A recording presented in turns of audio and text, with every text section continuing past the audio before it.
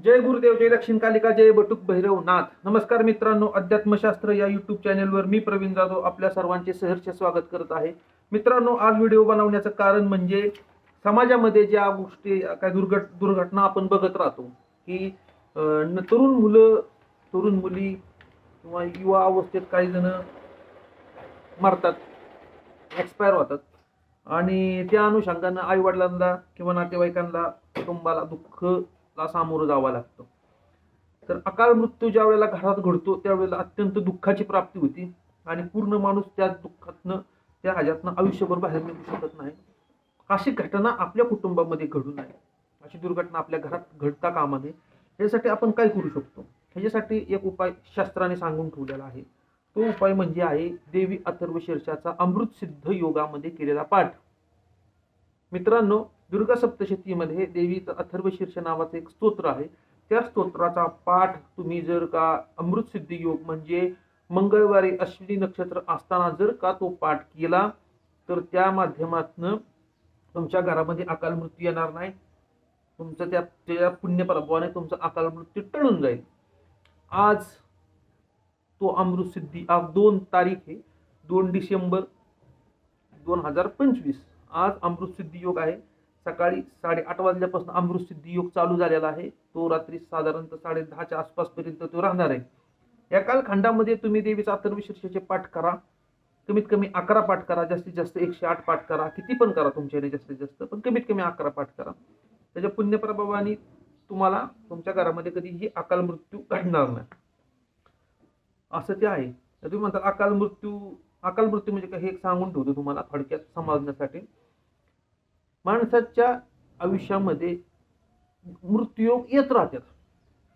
मृत्यूयोग हे येत राहतात. घबाड योग तसाच एक मृत्यूयोग पण येत राहतात.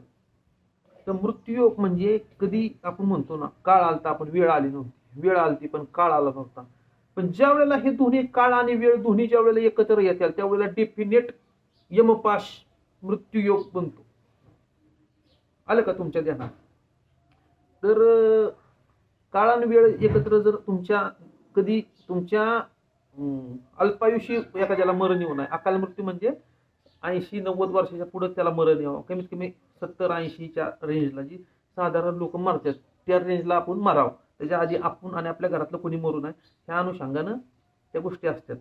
आता समजा आता हे पाठ केला तर तुम्ही काय, ह्याचं काय होणार? मृत्यूयोग तुमच्या जर आता हे समजा देवीच्या अथर्व शीर्षाचे तुम्ही पाठ केले, तुमचा मृत्यूयोग आला, तो तुमचा मृत्यू स्वप्नात घडणार, त्या दिवशी प्रत्यक्ष घडणार नाही. जी घटना लिहिली ती घडणार, पण ती स्वप्नाच्या माध्यमातून घडणार, प्रत्यक्षात घडणार नाही. प्रतिकात्मकरित्या ती स्वप्नात घडणार, प्रत्यक्ष घडणार नाही. आपण ह्याच्यामुळेच म्हणत असतो की एखाद्याला स्वप्नात मृत्यू बघितला ना, आपण काय म्हणतो, पूर्वीचे काय म्हणायचे, जुनी लोक नाही का, ते म्हणायचे म्हातारी माणसं की एखाद्याचं मरण स्वप्नात बघितलं की त्याचं आयुष्य वाढतं. का आयुष्य वाढतं?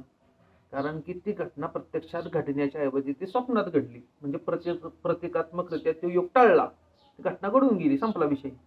तर ती असं त्या अनुषंगाने त्या गोष्टी आहेत. तर मित्रांनो, देवी अथर्व शीर्षाचं काही तुम्हाला मी महात्म्य सांगतो आणि देवी अथर्व शीर्ष म्हणून सुद्धा दाखवतो. कारण की ज्यांना स्वतःला म्हणता येते त्यांनी म्हणा, ज्यांना बाबा स्वतःला म्हणता येत नाही, 2 नंबरचा ऑप्शन आहे, त्यांनी गावातल्या तुमच्या ब्राह्मणाला बोलवा, त्याला काय 500-1000 रुपये दक्षिणा द्या आणि तुमच्या घरामध्ये संकल्प तुमच्याद्वारे करून ते देवी अथर्व शीर्षाचे पाठ तुम्ही करून घ्या. जर तुम्हाला ती पण जमत नसेल तर मी आता अथर्व शीर्ष इथं वाचतो, तुम्ही ती 11 वेळा श्रवण करा. म्हणजे 11 वेळा श्रवण केलं तरी श्रवण भक्ती तरी तुम्हाला घडेल. त्या अनुषंगानं ते आहे. तर सर्वप्रथम देवीच्या अथर्व शीर्षाचं महात्म्य मी तुम्हाला सांगतो, त्यानंतर अथर्व शीर्षाचा एक पाठ करूया आपण. इदम अथर्व शीर्षम योजितेस पंचाथर्व शीर्ष जप फल माप्नोती. म्हणजे हे अथर्व शीर्ष जर का तुम्ही एकदा वाचलं तर 5 अथर्व शीर्ष वाचल्याचं तुम्हाला फळ आहे. कुठलं अथर्व शीर्ष? गणपती बाप्पाचं, सूर्याचं, विष्णूचं, शिवाचं आणि देवीचं, ही 5 अथर्व शीर्ष, पंचब्रह्माचं 5 अथर्व शीर्ष वाचल्याचं तुम्हाला फळ या माध्यमातून मिळणार आहे. आता शतमोष्टोत्तरमचा पुरचर्या विधी स्मृतः, म्हणजे याचा अर्थ काय आहे की जर का 108 वेळा तुम्ही वाचलं तर ह्याचं एक पुरश्चरण पूर्ण झालं. दशवारम पठेत सध्या पापे प्रमुचिते, म्हणजे 10 वेळा वाचलं तर माणसाची पापकर्म नष्ट होऊन जातात. महादुर्गा नितरती महादेव्या प्रसन्नतः, आणि तो मोठ्यातल्या मोठ्या संकटातून तो तरून जातो. सायम दियानो दिवस कृतम पाप नाशेती, म्हणजे सायंकाळी जर वाचलं तर सकाळी वाचलेलं पाप नष्ट होतं. प्रातर दियानो रात्री कृतम पापम नाशेती, म्हणजे सकाळचं वाचलं तर संध्याकाळी केलेलं पाप त्याचं नष्ट होऊन जातं. सायं प्रातः प्रयुजानो पापो भवती, म्हणजे जर सकाळी आणि संध्याकाळी हे देवीचा अथर्वशीर्ष वाचेल त्याला पापच लागणार नाही. म्हणजे काय, याचा अर्थ असा नाहीये की तुम्ही पाप करत राहायचे आणि हे देवीचा अथर्वशीर्ष वाचायचे, असा त्याचा अर्थ नाही.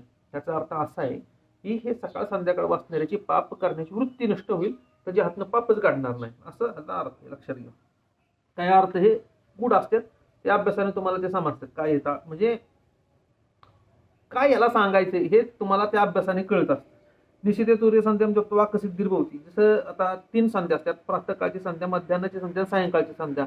पण तंत्रोक्त साधनेमध्ये 4 प्रकारच्या संध्या असतात. महानिशेच्या काळामध्ये सुद्धा रात्री 12 वाजता एक संध्या केली जाते. तर इथं ते उल्लेख आहे की निशिते तुर्य संध्यायाम, तुर्य संध्या, निशिते तुर्य संध्यायाम जप्त्वा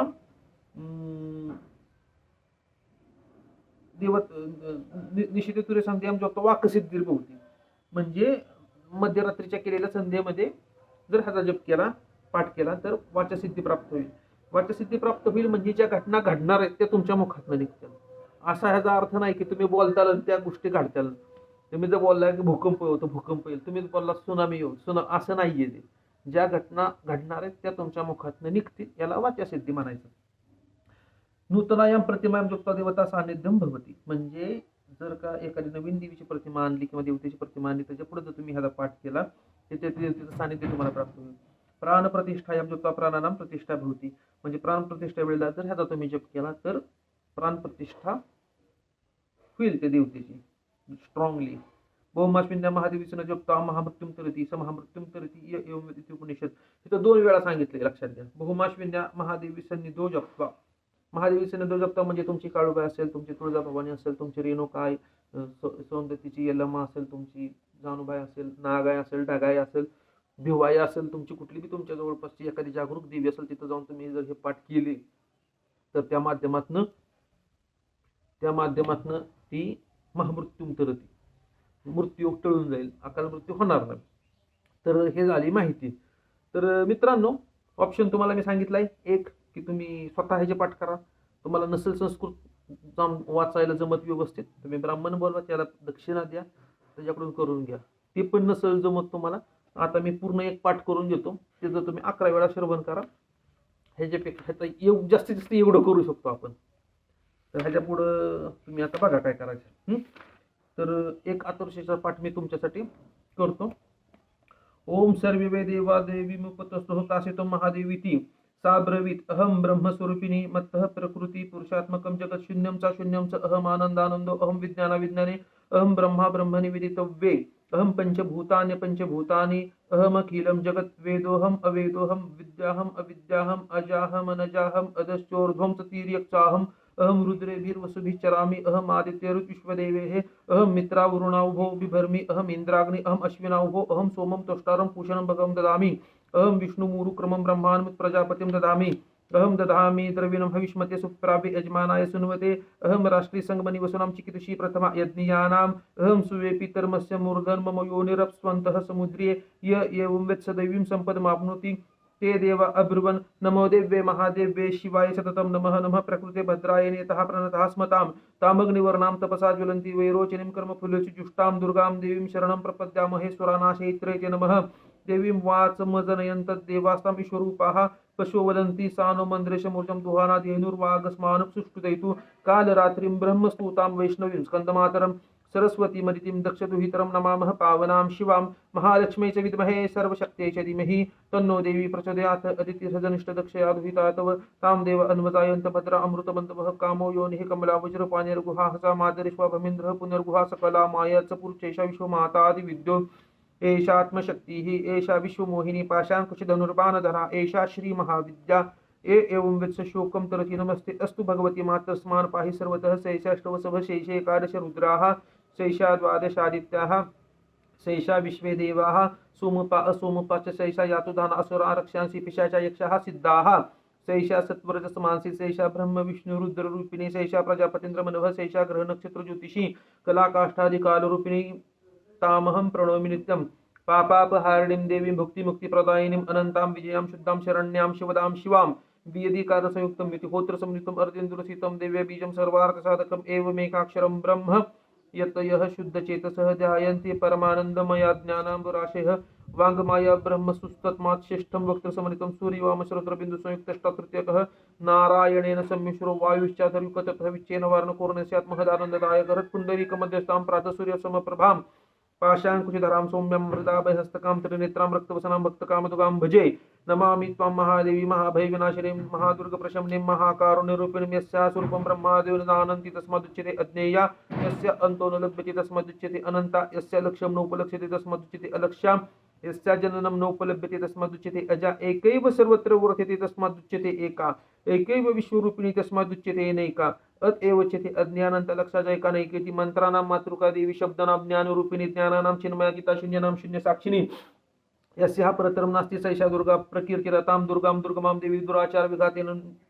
दुराचार विघातिनीं नमामि भवभीतोऽहं संसारार्णवतारिणीम् इदमथर्षीर्षं योदिते स पञ्चात्तरशीर्षजपफलमाप्नोति इदमथर्षीर्षमज्ञात्वा योर्ता स्थापयति शतलक्षं प्रजप्त्वापि सोर्ता सिद्धिं न विन्दति शतमोष्टोत्तरं चास्य पुरश्चर्या विधि स्मृत दशवारं पठिते सुसद्धे पापे प्रमुच्यते महादुर्गाणि तरति महादेव्याः प्रसादतः सायं धियानो दिवसकृतं पापं नाशयति प्रातर्धियानो रात्रिकृतं पापं नाशयति सायं प्रातः प्रयुज्यानो पापो भवति निशिते सूर्यसन्ध्यां जप्त्वा वाक्सिद्धिर्भवति नूतनायां प्रतिमायां जप्त्वा देवता सान्निध्यं भवति प्राणप्रतिष्ठायां जप्त्वा प्राणानां प्रतिष्ठा भवति भौमाश्विन्या महादेवी सनोदेव जप्त्वा महामृत्युं तरति स महामृत्युं तरति य एवं वेद इति उपनिषद।